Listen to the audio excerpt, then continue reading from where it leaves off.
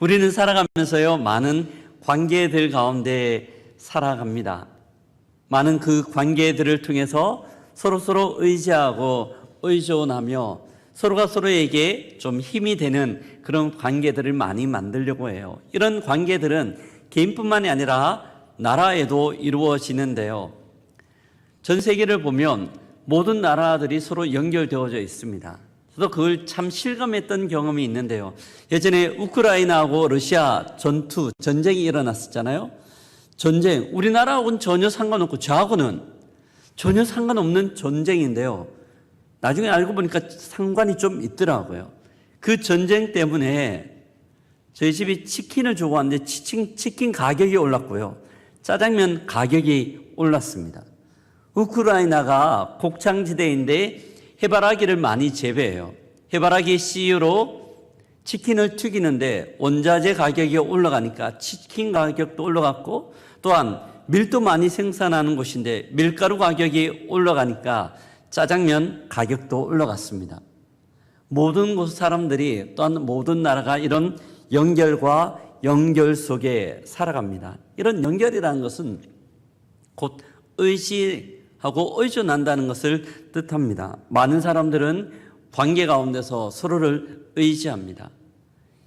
서로 의지하는 이것이 나에게 힘이 되기도 하고, 어떤 위험 가운데서는 나를 보호해 줄 수 있는 보호막, 버팀목이 될 수 있다고 생각하기 때문이죠. 그뿐만이 아니라 사람들은 인생을 살아가며 참 많은 것들을 의존합니다.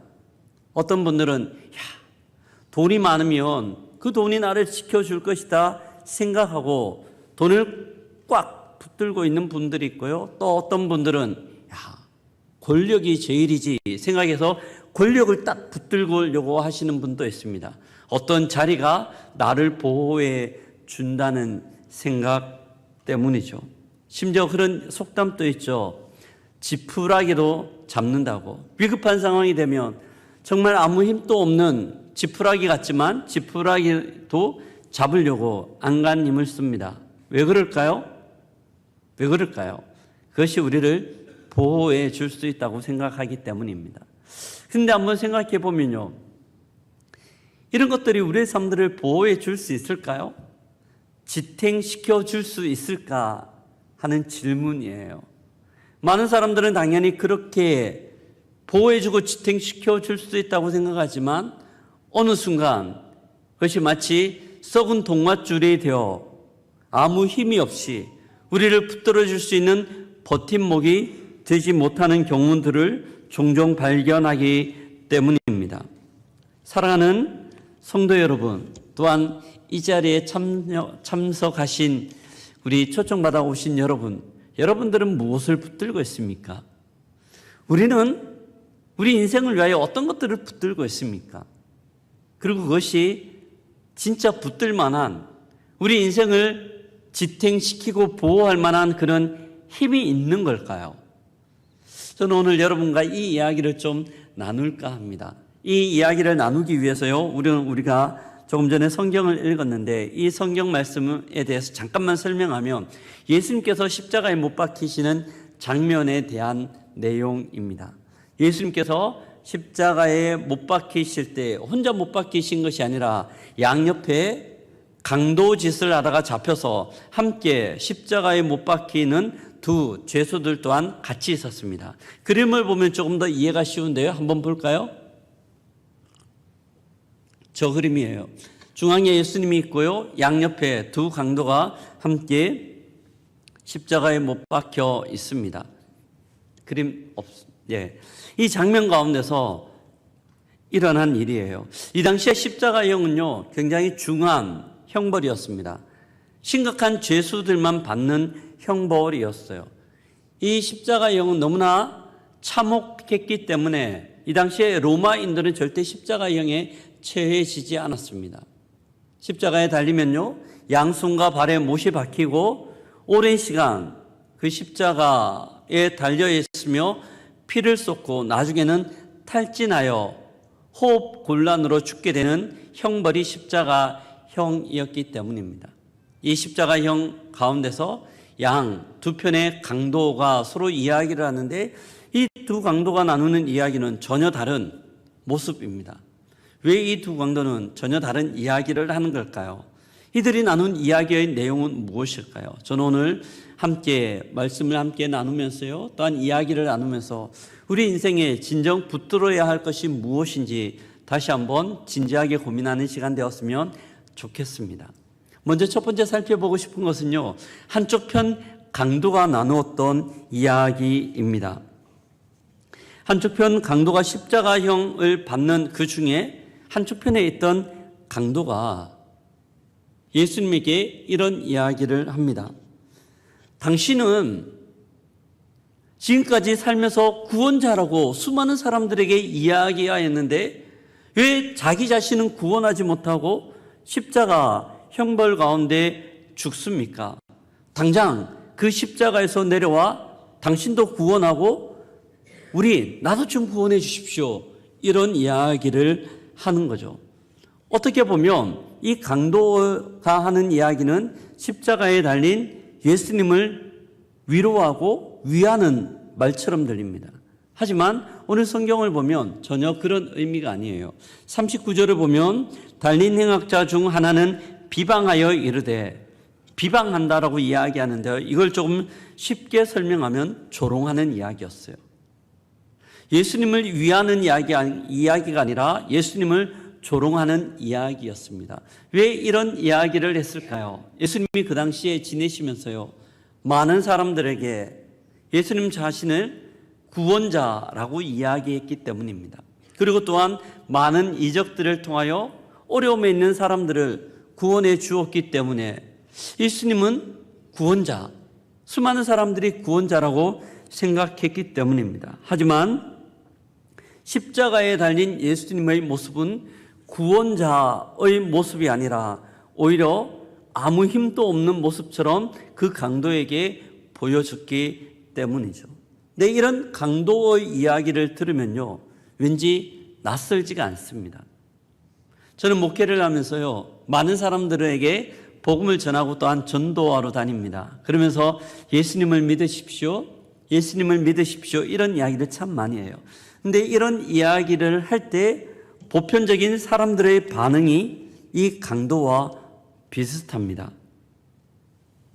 사람들은 예수님에 대하여 수많은 성인들, 위대한 성인들 중의 한 명으로는 인정하지만 자기의 삶을 구원할 수 있는, 자기가 붙들어야 되는 어떤 버팀목이나 자기의 인생을 책임질 수 있는 그런 사람으로는 전혀 인정하지 않기 때문입니다.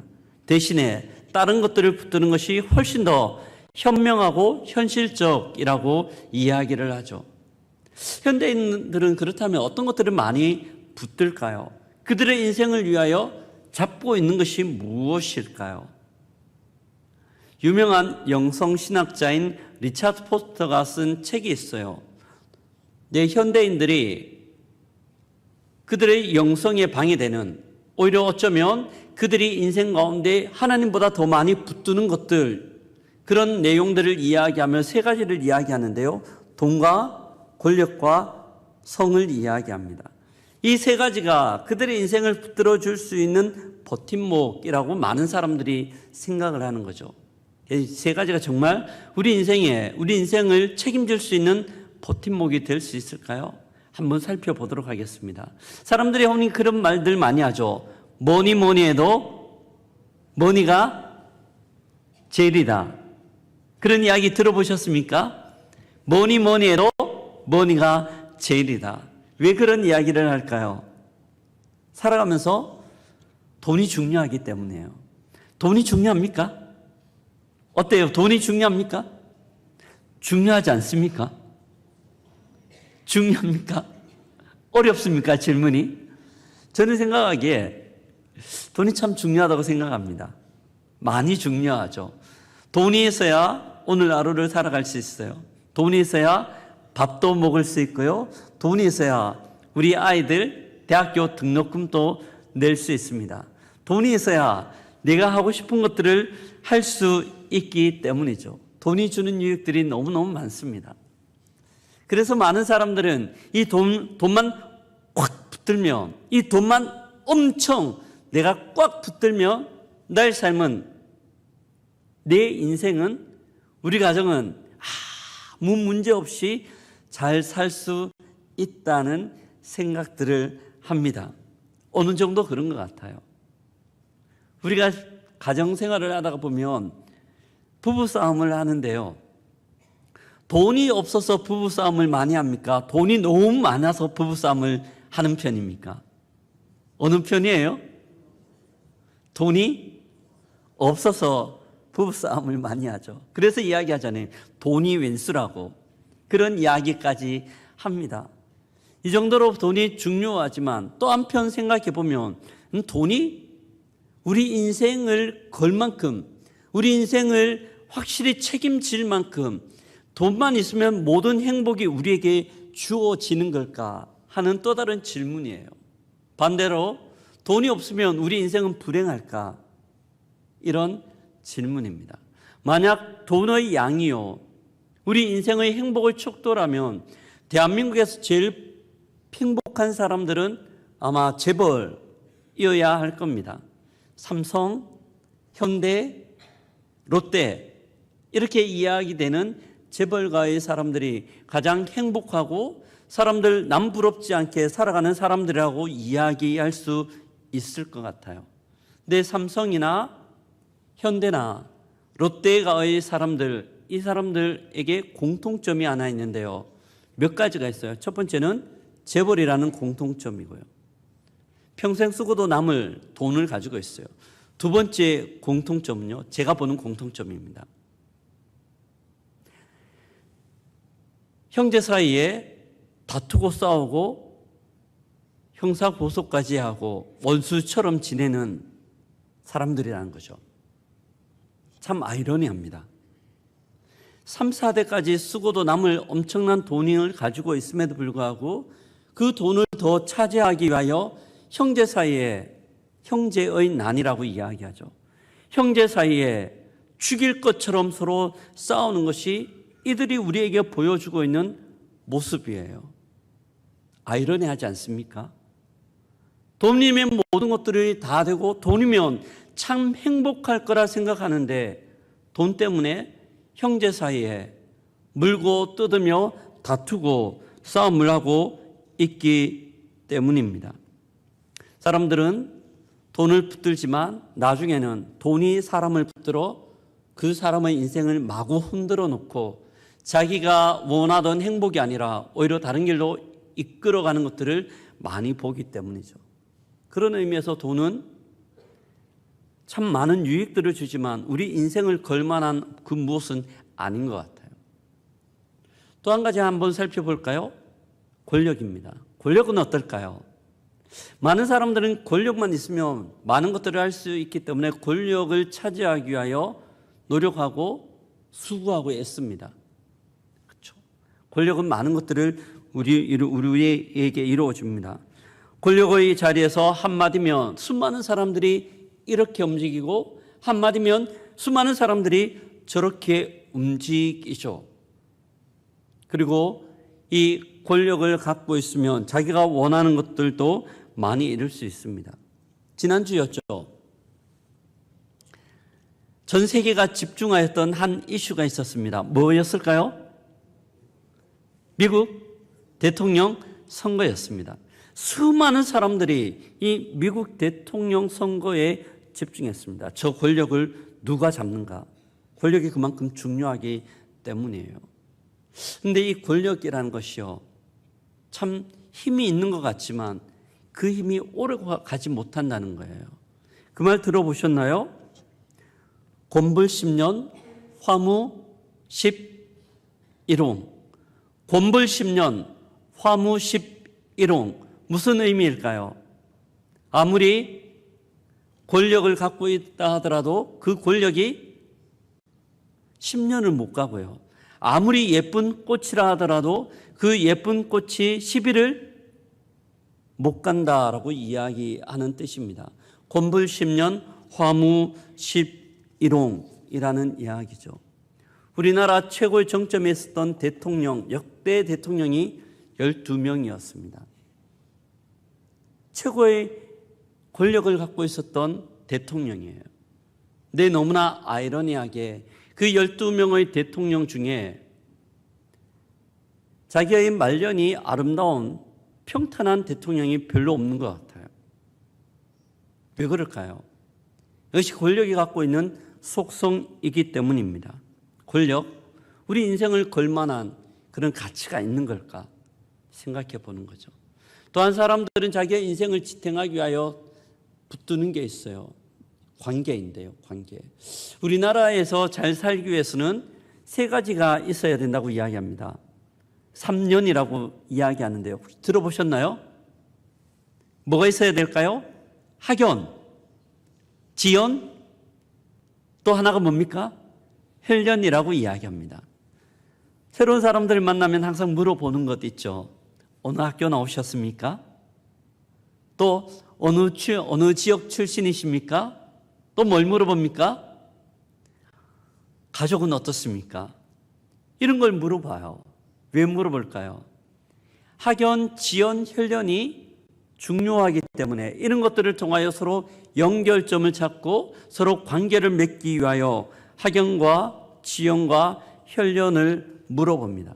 이런 것들이 자기의 삶을 지탱시켜 줄 수 있다고 생각하기 때문이죠. 제가 이런 모습들을 참 깊이 발견한 게 몇 년 전이었어요. 아주 저희 첫째가 어릴 때였는데요. 첫째 친구 중에 한 명이었습니다. 저희 동네 근처에 살고 있었는데 갑자기 그 집이 이사를 간다는 겁니다. 어디로 가시나요? 물었는데 아주 멀리 가는 것도 아니었어요. 바로 집 옆에 한 300m 정도 떨어진 그 지역으로 이사 간다는 겁니다. 그 지역 생각해 보면 생활하기에 너무 불편한 장소였어요. 근데 왜 그리 이사 가십니까? 라고 물었을 때요. 그분이 하시는 말이 딱 한 가지 이유 때문이었습니다. 거기에 가면요. 초등학교 입학 전인데 어느 초등학교에 입학할 수 있어요. 그 초등학교에 입학하면 그 초등학교에 타워 팰리스에서 사는 아이들이 그 초등학교에 입학하거든요. 몇 년 전까지만 하더라도 대한민국에서 가장 비싼 아파트가 타워 팰리스였습니다. 그 타워 팰리스에 있는 아이들이 그 초등학교에 입학하고 초등학교 때부터 어릴 때부터 좋은 학연을 형성할 수 있기 때문에 그 학교에 입학한다라는, 그걸 위해 이사 간다라는 말이었습니다. 근데 그 뒤에 곰곰이 한번 생각해 보았습니다. 많은 사람들은 돈이 내 인생을 책임지고 또한 권력이 내 인생을 책임지며 학연, 지연, 혈연이 내 인생을 책임질 수 있다고 이야기합니다. 정말 그럴까요? 어느 정도는 그런 것 같은데요. 정말 내 인생을 거기에 걸 만한 가치가 있는 걸까요? 이것이 어쩌면 썩은 동화줄 아닌가요? 점검해 봅니다. 그러면서 오늘 본문 가운데는요, 또 한편의 강도가 나와요. 이 강도가, 한쪽 편 강도가 하던 이야기를 들었습니다. 예수님에 대한 조롱이었죠. 그 이야기를 듣고 있던 강도가 한쪽 편 강도를 향하여 책망하고 나무랍니다. 당신 그런 말 하면 안 됩니다. 그러면서 했던 말이 오늘 우리가 읽었던 본문 41절과 42절인데요. 같이 한번 읽어보도록 하겠습니다. 41절과 42절입니다. 우리는 죄를 지었기 때문에 이런 벌을 받아도 싸지만 이분은 잘못한 것이 아무것도 없다 하였다. 그러고서 그가 예수님 당신의 나라에 들어가실 때 저를 기억해 주십시오 하자. 한쪽 편 강도가 하는 말입니다. 한쪽 편 강도는요, 예수님을 조롱하고 비방하던 그 강도를 향하여 책망합니다. 당신 그런 말 하면 안 됩니다. 당신이나 나나 강도라는 죄를 지었기 때문에 이 형벌을 받는 것은 마땅합니다. 하지만 예수님은 그렇지 않아요. 예수님은 죄가 없음에도 불구하고 이런 형벌을 받고 있습니다 라고 이야기를 하는 거죠. 왜 이 강도가 이런 말을 하는 걸까요? 모르긴 몰라도 이 강도는 아마 그 당시 예수님에 대한 소문을 많이 들었거나 아니면 예수님이 말씀 전하실 때, 예수님이 이적을 행하실 때 그 자리에 있었던 것이 분명할 것 같아요. 그러면서 예수님은 아무 죄가 없다는 것을 알 수 있었죠. 예수님은 그 당시에 어떤 말을 했을까요? 또한 어떤 가르침을 주셨기에 이 강도가 이런 이야기를 하는 걸까요? 예수님은 많은 말씀을 하셨는데요. 크게 나누면 두 가지 정도로 살펴볼 수 있습니다. 첫 번째 예수님이 하셨던 말씀은 마태복음 11장 28절인데요. 현대인의 성경으로 같이 한번 살펴보겠습니다. 같이 한번 읽어볼까요? 수고하고 무거운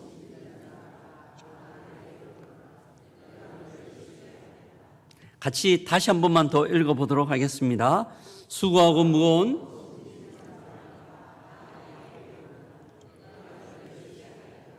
예수님께서 말씀하세요. 그 당시에 많은 사람들을 바라보며 수고하고 무거운 인생의 삶들을 살아가는 여러분 다 내게로 오십시오.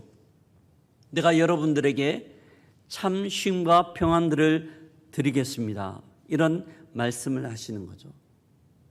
내 사랑하는 성도 여러분, 또한 오늘 초청받아 오신 여러분, 이 말씀은요, 예수님께서 2000년 전 사람들에게만 하신 말씀이 아니라 동일하게 우리에게도 하시는 말씀이세요. 우리가 인생을 살아가다가 보면 수많은 인생의 짐과 무게들을 느낄 수 있습니다. 어떻습니까? 우리 가장, 남자 여러분, 또한 아내, 엄마로서 살아가는 우리 여러분, 여자 여러분들, 인생의 수많은 짐들과 무게들이 있지 않습니까? 사람들은 자기 인생을 어떻게든 살아가기 위하여 또한 가족을 책임지고 또한 내 인생을 만들어가기 위하여 부단히 노력하고 수고하고 애씁니다. 참 많이 지치기도 하고요. 몇 년 전이었습니다. 제가 퇴근하는 길에 차를 쭉 타고 가고 있는데요. 제 마음을 짠하게 했던 전광판에 적혀있는 문구가 하나 있었습니다. 차를 타고 가면서 쭉 이리저리 보고 있는데 도로변 전광판에 문구가 하나 떴습니다. 그 문구는요, 오늘도 잘 버텨줘서 고마워 였습니다. 오늘도 힘겨운 하루 잘 버텨줘서 고마워. 자기 자신을 향해 하는 말이었어요. 어쩌면 이것이 현대인들이 살아가는 삶의 모습 아닌가요? 하루하루 내가 행복하게 살아가기를 소망하지만 그 삶의 무게와 여러 가지 부담감과 걱정과 근심의 무게에 눌려서요, 하루하루 버티며 살아가고 있습니다. 제가 사역을 하면서 수많은 분들을 신방합니다. 서울에 있을 때는요, 재벌은 아니지만 거진 준재벌 되는 집도 여러 신방하고요. 또한 여러 가지 어려움 있는 분들도 신방을 합니다. 1000억대 이상 되는 자산가의 집도 신방하고요. 어떻게 보면 저 사람들은 무슨 걱정이 있을까, 무슨 염려가 있을까 그런 생각을 하지만 그 집 현관문을 열고 들어가면 모든 집이 똑같이 근심과 걱정과 염려들을 가지고 있습니다. 남들에게 말 못하고 표현하지 못할 뿐이지 여전히 그들 또한 수많은 걱정과 염려 가운데 살아가는 것을 봅니다. 어떻게 그 문제들을 해결할 수 있을까요? 주님은 우리에게 말씀하세요. 수고하고 무거운 짐진 자들, 그 인생의 무게에 눌려 살아가는 우리를 바라보면서요, 오라고 초청합니다. 주님께 나아가면 주님께서 그 짐을 대신 지시고 우리를 쉬게 하시겠다고 이야기하시는 거죠. 어떻게 그런 일이 가능할까요? 예수 믿는다고 해서 염려 없는 것 아니에요. 예수 믿어도 여전히 염려 있어요. 하지만 예수 믿는 사람들은 이 염려를 처리하는 방법이 달라요.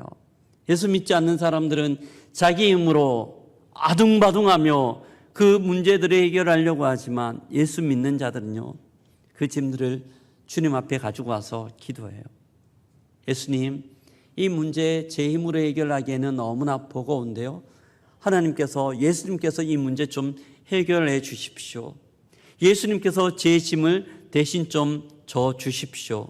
그렇게 기도하며 나아갈 때 하나님께서 우리에게 찾아오셔서 우리의 엎어진 무릎들을 일으켜 세우시고 짐들을 대신 지시며 함께 걸어가는 것을 저는 참 많이 경험합니다. 그리고 저와 함께 신앙생활하는 분들도 이렇게 인생의 무게를 주님께 내어드리고 함께 걸어가는 것들을 참 많이 경험합니다. 여기에 초청되어 오신 분들, 인생이 참 무겁지 않습니까? 부담스럽지 않습니까? 혼자 감당하기에는 버겁지 않습니까? 주님이 우리에게 초청하세요. 수고하고 무거운 짐진 우리를 향하여 주님께 나오고 주님을 붙들라고 이야기합니다. 그럴 때 대신 주님께서 짐을 져주시겠다고 약속하십니다. 이런 은혜가 있기를 주의 이름으로 기도합니다. 이게 첫 번째 주님께서 하셨던 말씀이에요. 두 번째 주님께서 하셨던 말씀이 또 하나 있는데요, 요한복음 3장 16절입니다. 같이 한번 읽어볼까요? 하나님이 세상을 무척 사랑하셔서 하나밖에 없는 외아들마저 보내주셨으니 누구든지 그를 믿기만 하면 멸망하지 않고 영원한 생명을 얻는다. 하나님이 세상을 무척 사랑하셨어요. 하나밖에 없는 아들 독생자 예수 그리스도를 보내주셨습니다. 누구든지 그를 믿기만 하면, 붙들기만 하면, 한쪽 강도가 이야기한 것처럼 예수님을 그렇게 붙들기만 하면 주님께서 멸망치 않고 영생을 주신다고 우리에게 약속하셨습니다. 한쪽 강도가 이야기하죠. 나를 생각하소서.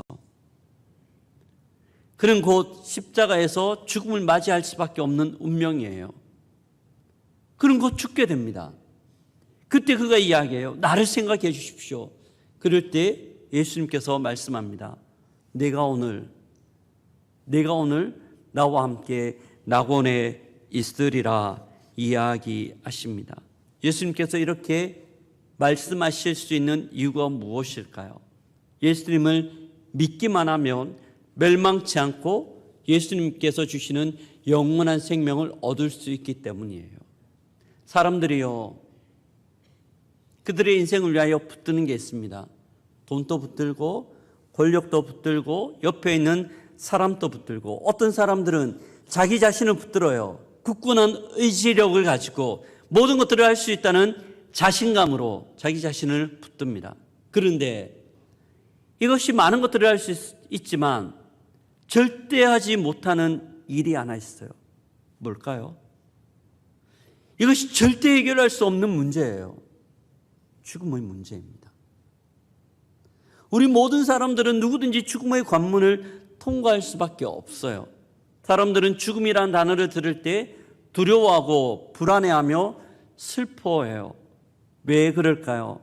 죽음의 관문 뒤에 무엇이 있는지 누구도 경험해 보지 못했기 때문입니다. 그래서 죽음 뒤에 무엇이 있는지 아무도 알지 못하거든요. 공자의 제자 게로라는 사람이 어느 날 스승인 공자에게 묻습니다. 스승님, 우리가 죽음 뒤에 어떻게 될까요? 죽음 뒤에 무엇이 있을까요? 누구나 한 번쯤 던지는 질문이죠. 죽음 뒤에 무엇이 있을까요? 그때 공자가 이야기합니다. 게로야, 우리가 살아서 내일 일도 알지 못할진데 어떻게 죽어서의 일을 알 수 있겠느냐? 이것이 공자가 그의 제자에게 했던 말입니다. 그리고 모든 사람들이 할 수밖에 없는 말이기도 하고요. 죽음 뒤에 무엇이 있을까요? 성경에서는 우리에게 명확하게 이야기합니다. 죽음 뒤에 천국과 지옥이 있음을 이야기하고, 예수 안에 있는 자들, 예수님을 붙드는 사람에게는 천국이 주어짐을 약속하고 있는 줄 믿습니다. 제가 어떻게 이걸 알 수 있냐면요, 저는 목회를 하면서 수많은 장례들을 경험해요. 아마 장의사나 의사 다음으로 죽음을 가장 많이 경험하는 사람들이 목사가 아닐까 싶습니다. 지난주에도요, 제가 두 건의 장례를 치렀습니다. 수많은 임종 가운데 있는 분들, 또한 임종을 기다리는 분들 또한 많이 만납니다. 근데 그런 분들을 볼 때 예수 믿는 분들과 그렇지 않는 분들 사이에 너무나 명확한 차이가 나요. 예수 믿지 않는 분들은요, 어쨌거나 죽지 않으려고 죽음에 대한 두려움과 공포 때문에 그 죽음을 너무너무 힘겨워합니다. 근데 예수 믿고 있는 분들은요, 대부분 공통적으로 나타나는 모습들이 그 죽음 앞에서 그 죽음을 담담하게 맞아들인다는 거예요. 그리고 예수 믿는 분들의 죽음 뒤에 얼굴을 보면 너무나 편한 것들을 봅니다. 제가 임종 예배를 드리거나 또한 장례 예배를 드리면서 많은 상주분들이 이야기해요. 저희 어머님 너무나 평안하게, 저희 아버님 너무나 평안하게 돌아가셨습니다. 어떻게 해서 이런 차이가 있을까요?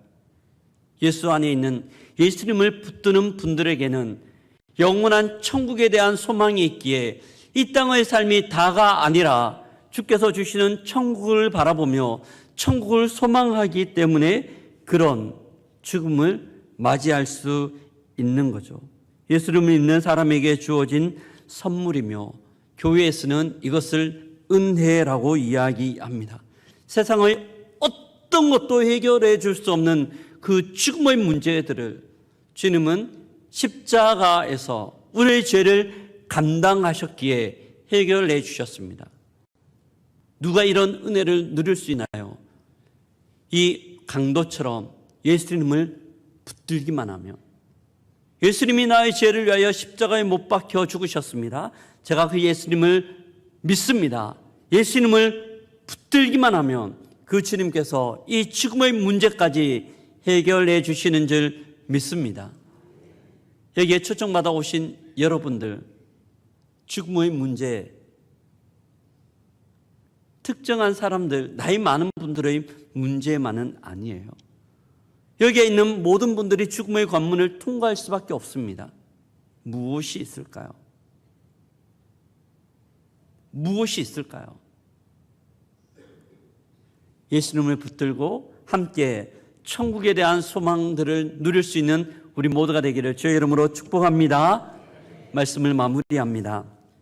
한 분의 이야기로 말씀을 마무리해야 할까 합니다. 혹시 여러분 강용욱 박사님에 대하여 들어보신 적 있습니까? 미국의 조지 부시 행정부 시절 정책 보좌관을 차관보를 지냈던 분입니다.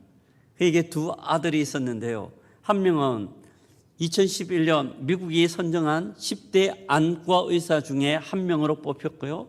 두 번째 아들은 버락 오바마 행정부 시절 아버지가 하셨던 것처럼 백악관에 들어가 정책 보좌관을 지냈습니다. 이분은 이민을 하셨어요. 그런데 모든 사람들이 꿈꾸는 아메리칸 드림을 이루신, 많은 사람들이 부러워하는 사람입니다. 근데 이분의 유년 시절은 절대 행복하지 않았습니다. 14살에요. 아버지가 돌아가셨어요.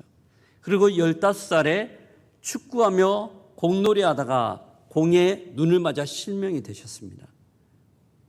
아들이 실명되었다는 소식에 어머니가 충격을 받고 뇌출혈로 쓰러지셨어요. 곧 어머니까지 돌아가셨습니다. 남겨진 형제들은 이 강용우 박사는 장애인 복지시설로 가게 되고, 여동생은 고아원으로, 남동생은 철물점으로 각각 흩어져서 그렇게 인생을 살았습니다. 그러다가 그 복지관에서 아내를 만나 결혼을 하고 한국에서요. 결혼을 하고 공부를 하고 난 다음 유학을 떠났어요. 그리고 유학을 떠나고 이 일들을 이루었죠. 절대 행복할 수 없는 그의 인생이었지만 그가 이렇게 인생 역전을 이룰 수 있는 이유가 무엇이었을까요? 그는 이렇게 고백합니다. 예수님을 붙들었기 때문이라고. 예수님을 붙들었을 때 많은 맹인들은 지팡이를 붙들든지 아니면 사람을 의지하지만 그는 지팡이를 붙드는 것이 아니라 사람을 의지하는 것이 아니라 예수님을 붙들었기에 그 예수님께서 그에게 이런 은혜를 주셨다라고 이야기를 합니다. 이 은혜의 간증들이 고스란히 나타나는 것이요. 그가 암이 걸렸어요. 죽기 바로 직전이었습니다. 성탄절을 이틀 앞둔 시점에 그의 지인들을 향하여 마지막 일수 있는 편지를 메일로 보냅니다. 그 메일 내용입니다. 저는 신앙인입니다. 죽음 이후의 다음 세상을 믿는 사람이죠. 죽음이라는 게 사람에게는 가장 나쁜 일일 수도 있겠지만 그 다음에 더 좋은 일이 있다고 믿습니다. 육신으로 볼 때 죽음은 공포요, 좌절이요, 절망이지만 다음 세상을 믿는 하나님의 사람으로 이것은 저에게 절망만은 아니기에 생명 연장하는 일에 낭비하고 싶지 않습니다. 하나님을 붙들고 일평생 살다가 하나님을 보기 위해 갑니다. 그리고 그는 많은 시간이 지나지 않아 68세의 일기로 삶을 마무리합니다. 어떻게 보면 불행과 좌절로 끝마칠 수 있는 인생이었지만 예수 그리스도를 붙들었기에 그의 인생은 하나님 앞에서 복된 인생이었는 줄 믿습니다. 사랑하는 성도 여러분, 또한 오늘 초청받아 오신 여러분, 우리 주님은 강용우 박사님만 부르신 것이 아니라 우리를 부르셨어요. 또한 수많은 사람들을 향하여 초청하고 계십니다. 주께서 말씀하시죠. 수고하고 무거운 짐진 자들아, 인생의 무게로 인하여 버거움 가운데 힘겨움 가운데 살아가는 우리들을 향하여 수고하고 무거운 짐을 지고 있는 우리들을 향하여 주께로 나오라고 이야기합니다. 예수님을 붙들기만 하면 모든 인생의 짐을 대신 져주시고 또한 우편의 강도처럼 하나님이 예수님이 준비해 두신 낙원에 이를 수 있다고 우리를 말씀하시며 그 초청으로 우리를 부르고 계십니다. 이 자리는 그런 초청의 자리입니다. 우리는 그런 예수님의 초청을 받아 이 자리에 있는 거고요. 그 초청 가운데 우리는 어떻게 반응해야 할까요? 여러분들은 어떻게 반응하시겠습니까? 그냥 붙들기만 하면 주께서 우리의 내민 손을 붙드시고 지키시고 보호하시며 이끌어 주시겠다고 약속하고 계십니다.